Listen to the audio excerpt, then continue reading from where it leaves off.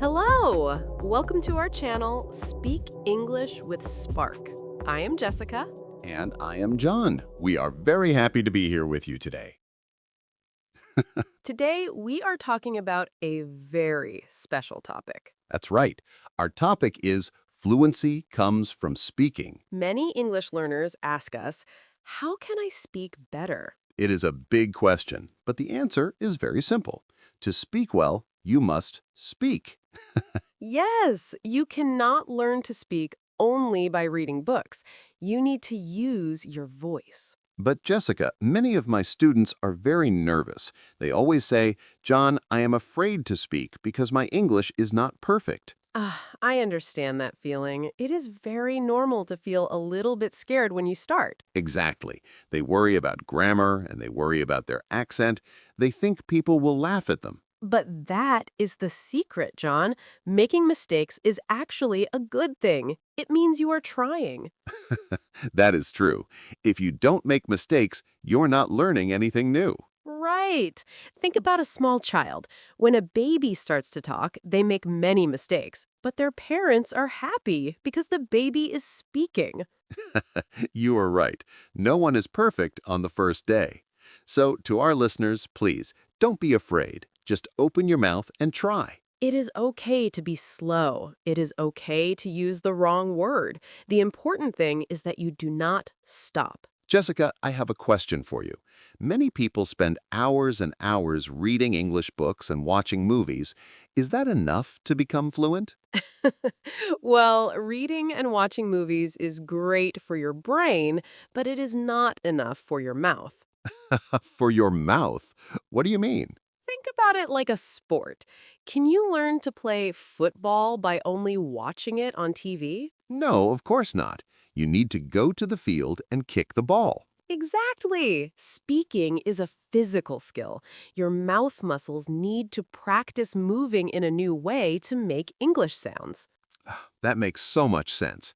So if I read 100 books but never speak, I will still have trouble talking to people? Yes, exactly. Reading builds your knowledge, but speaking builds your flow. You need to move that knowledge from your head to your tongue. I see. So knowledge is the map, but speaking is the actual walk. That is a perfect way to say it, John. So, John, many people say, but Jessica, I don't have anyone to talk to. I'm alone at home. I hear that all the time. But you don't need a partner to start. You can start small, by yourself. That's right. I always tell my students to narrate their day. It's like being the narrator of your own movie. Oh, I do that. Sometimes I'm in the kitchen and I say, now I am making a sandwich. I am cutting the bread. I am looking for the butter. Exactly. It sounds a little bit funny, but it is very helpful. You are using English for real things in your house. It's much better than just sitting in silence. Even saying simple sentences like, the sky is blue, or I am tired, helps your brain stay in English mode. Yes, start with the things you see. Talk to your coffee cup, talk to your chair. Just get used to the sound of your own voice speaking English. Just maybe don't do it too loudly at the bus stop, or people might look at you strangely. Good point, John. But at home, it is the perfect practice. Here's another great idea for everyone. It's a little bit scary, but it works. Use your phone. Oh no, I know what you're going to say. Recording your own voice? Yes. Why do you make that face, John? Because I hate my voice when I listen to it. It sounds so different and strange to me. Everyone feels that way, John. It is very normal. But listening to yourself is like looking in a mirror for your English. Yeah, that's a good point. If I don't listen, I don't know my mistakes. Exactly. You can record a simple sentence on your phone, like, I like to drink tea in the morning. Then listen to it. And then I can compare it to how a teacher or a video says it? Yes, you will hear the difference in the sounds. Maybe your R sound is a bit short or your T is too soft. It sounds like hard work, but I think it helps a lot with pronunciation. It really does. Do it for just 1 minute a day. Record, listen, and try again. Okay. I will try it tonight, but I will close the door so no one hears me. Jessica, I see many students trying to use very long, difficult words from the dictionary. They want to sound very smart. Oh, I know. They try to use fancy words, but then they get stuck because they can't remember them. Exactly. Then they stop speaking and they feel sad. Here is my advice. Don't use big words. Use simple words. At the A1 and A2 level, simple is perfect. So instead of saying a very difficult word for happy, I can just say, I am happy. Yes, I am happy, the food is good, I like my job. These are great sentences. It's true. If you use simple words, you can speak faster, and you don't have to stop and think for a long time. Right. Fluency is about moving forward. If you use simple words, your conversation sparks and keeps going. I see what you did there. Spark, like our channel name. Yes, just keep it simple, keep it clear, and keep it moving. That makes me feel much better. I don't need to be a professor, I just need to be me. Now, let's talk about people. Some learners say, Jessica, I want to speak, but I have no one to talk to. This is a common problem. People think they need to live in London or New York to practice English. But you don't. Today, the world is very small because of the internet. You can find a partner anywhere. That's true. But what if I'm too shy to talk to a stranger on the internet? Then look closer to home. Maybe your brother or your friend wants to learn too. You can have an English-only hour. My brother, he would just laugh at me. Maybe at first, but it is fun to learn together. You can help each other. And what about pets, Jessica? I know it sounds crazy, but I talk to my cat in English. It's not crazy at all. Pets are the best listeners. They don't correct your grammar, and they don't care about your accent. Exactly. My cat doesn't care if I say the cat sit or the cat sits. He just wants his dinner. The goal is to get comfortable. Whether it's a friend, a language app, or your cat, just find a way to use the language with another living thing. I agree. Don't wait for a perfect teacher. Just find a partner and start. Jessica, I often see people on social media who speak English very, very fast. Many learners think speaking fast means you are a pro. Yes, that is a big mistake. Many learners try to run before they can walk. They speak so fast that they trip over their own words. Then they have to stop and go, what was I saying? Exactly. Speed is not the same as fluency. In fact, speaking too fast makes it harder for people to understand you. So it is better to be slow. Yes, it is much better to speak slowly and clearly. If you speak slowly, you have more time to think about your next word. That is a relief.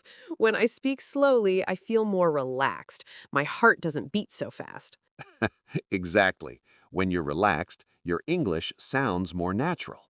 Fluency is about the flow, like a calm river, not a racing car. I like that. A calm river. So, to our friends listening, breathe, take your time, and don't rush. Right.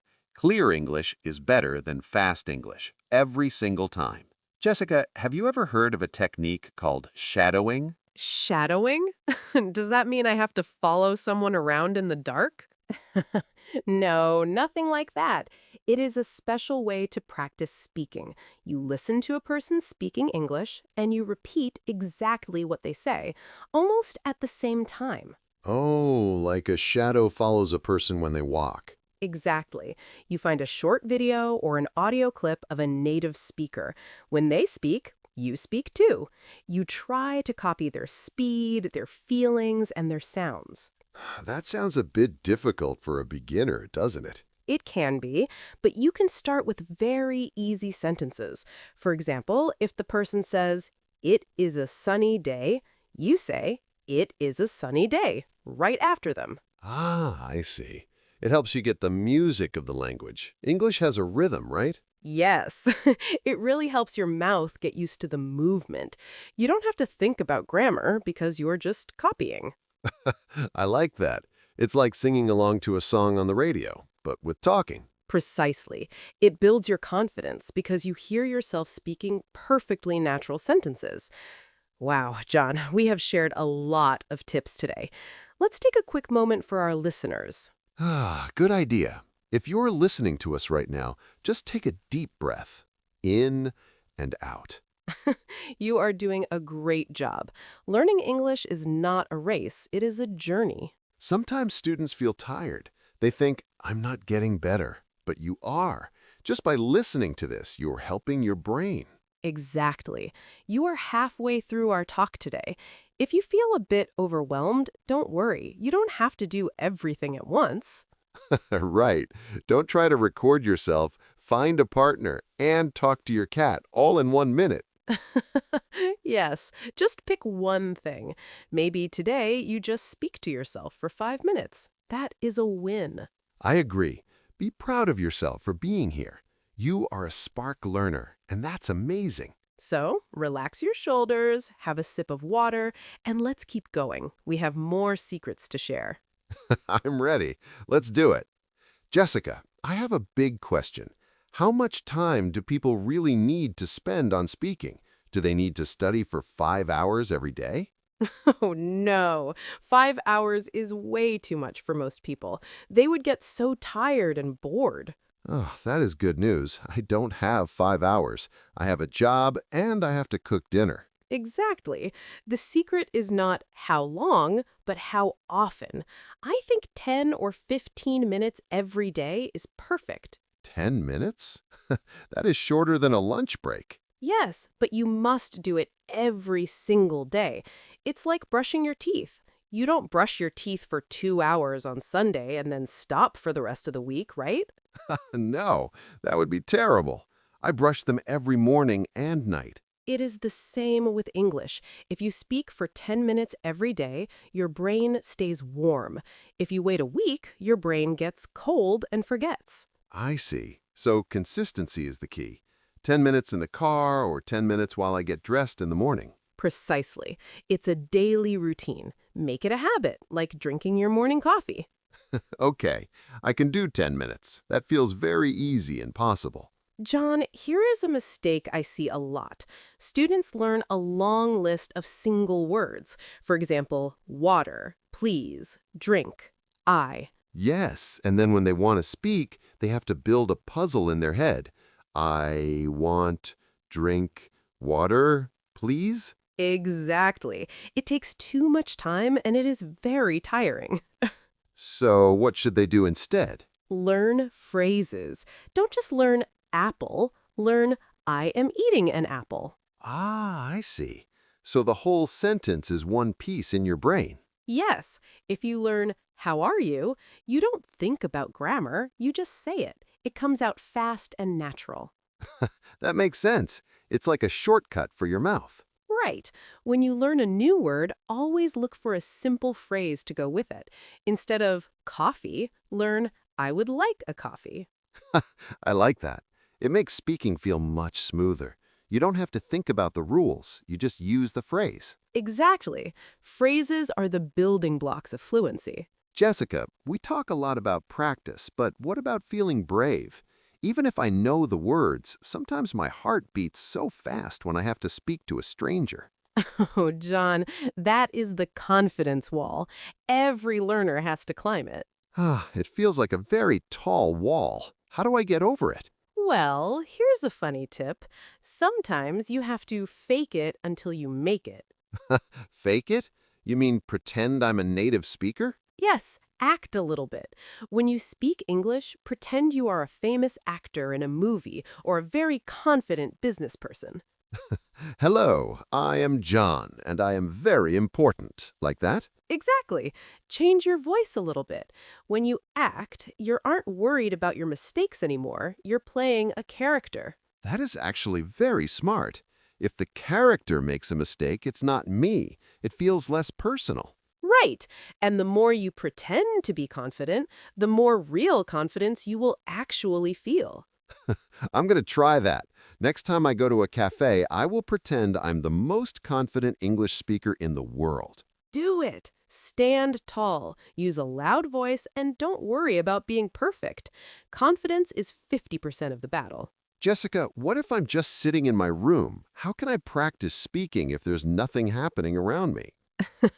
But John, there is always something happening. Look around you right now. Use your environment. Well, I see a wooden table, a computer, and my favorite blue pen. Great. Now talk about them. Use your eyes and your voice together. Say, the pen is on the table. The computer is black. It feels a little silly to talk to my pen, but it really helps me remember the words, doesn't it? It does. It links the English word to the real object in front of you. You don't need a book. Your room is your classroom. So when I wake up, I can say, I am opening the window. The sun is bright. Exactly. This is environmental speaking. It helps you find the words you need for real life. I see. If I don't know the word for spoon or curtain, I will realize it when I try to talk about them. Yes, then you can look it up and use it immediately. It's much better than a random list of words. Okay, tomorrow morning I am going to have a full conversation with my breakfast. John, here is a very big rule, but it is also very hard. Try not to translate from your own language in your head. Oh, Jessica, that is so difficult. When I want to say something, my brain always looks for the word in my language first. I know. It's like your brain is a middleman. You think in your language, you translate to English, and then you speak. Exactly. And because the middleman is slow, there's a big pause in the conversation. I, want, water. Right. To stop the middleman, you need to connect the English word directly to the picture in your head. So when I see a dog, I shouldn't think of the word for dog in my language. I should just see the animal and think dog. Yes, just dog. No middle step. This is why pointing at things in your room is so helpful. It sounds like I'm training my brain to be a different person when I speak English. In a way, yes. It takes time, but if you stop translating, your speaking will become much faster. I will try to keep the middleman out of my head today. Good. It makes the spark between your thoughts and your voice much quicker. Jessica, I have a confession. Sometimes when I'm alone, I like to sing very loudly. That is actually amazing, John. Singing is one of the best ways to practice fluency. Really? Even if I'm not a good singer? Yes, it doesn't matter if you have a beautiful voice. When you sing a song in English, you are practicing the rhythm and the flow of the language without even trying. That's true. In a song, the words connect to each other. I love you becomes one smooth sound. Exactly. We call that linking. In English, we often join words together. Songs teach you how to do that naturally. And it's much easier to remember a song than a grammar rule. I still remember songs from when I was a child. Me too. Music stays in the brain. So if you find a simple English song you like, listen to it and sing along. Okay, so my homework is to go home, turn on the music, and sing in the shower. Yes, it's fun, it's free, and it makes your tongue more flexible. I love this method. My neighbors might not love it, but my English will be great. John, let's talk about a big monster for English learners. Is it the grammar monster? Yes. So many students stop speaking because they are thinking, is this the present tense or the past tense? Is it in or on? I see it all the time. Their faces go completely blank because they're stuck in a grammar cage. Exactly. My advice for speaking is forget the grammar for a moment. Just focus on the message. But Jessica, if I say, I go to store yesterday, it's not correct. Is that okay? John, did I understand you? Yes, you knew I went to the store. Then it's a success. Communication is the goal. Grammar is just the tool. That makes me feel so much better. I don't need to be perfect to be understood. Right. When you are writing an essay, grammar is important, but when you are speaking at a cafe or with a friend, just get the words out. It's like a weight is off my shoulders. I can just talk. Yes, the more you talk, the more the correct grammar will eventually come naturally. Don't let the grammar monster stop your spark. John, here is a trick for when you're watching your favorite English videos on the internet. Is it more singing? Because I'm already doing a lot of that. No, not this time. When you watch a video or a movie and a character asks a question, don't just sit there. Answer them. But Jessica, they're on a screen. They can't hear me. It feels a bit lonely. It might feel a bit strange, but it is great for your brain. If the character says, "How are you today?" you should say out loud, "I am great, thank you." Oh, I see. It makes me think quickly. I have to find the answer in English right now. Exactly. It's like a practice conversation. You're active, not passive. I like that. It's like a game. I will try to talk back to the TV tonight. Good. It trains your brain to respond in English without waiting too long. Jessica, we have talked about so many things today. It's a lot for our friends to remember. You're right, John, but I want everyone to know one thing. We believe in you. Yes, we really do. Learning a language is like climbing a mountain. Sometimes you feel tired, and sometimes you want to stop. That is normal. Even the best English speakers had a day one where they knew nothing. I remember my first day learning a second language. I was so confused.